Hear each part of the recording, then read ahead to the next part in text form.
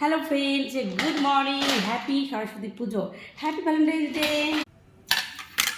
সমস্ত বাসনপত্রগুলো ওখানে বার করে নিলাম, গাছ একটু ধুলেই হয়ে যাবে। মোমবাতি আছে, হলুদ মোমবাতি, খুব ভালো হলো। ভ্যালেন্টাইন্স ডে আর সরস্বতী পুজো যদি দুদিন পর পর পড়তো তাহলে আনন্দ সিনেমাটা খুব মন ভরে করতে পারতো। ঠিক বলেছি কিনা বলো? তবে আমার জীবনে ভ্যালেন্টাইন্স ডে খুব একটা স্পেশাল ছিল না, তবে সরস্বতী পুজো ভীষণভাবে স্পেশাল ছিল। কারণ ছোট্ট ছোট্ট মেয়েরা শাড়ি পরে যখন রাস্তা দিয়ে বেড়ায় কেমন দেখতে লাগে বলো দেখি। সেই ছোট্টবেলার কথা আমার মনে পড়ে যায় যে মাকে খুব বায়না করতাম শাড়ি পরে দেওয়ার জন্য। শাড়ি পরে সকালবেলায় চলে যেতাম স্কুলে।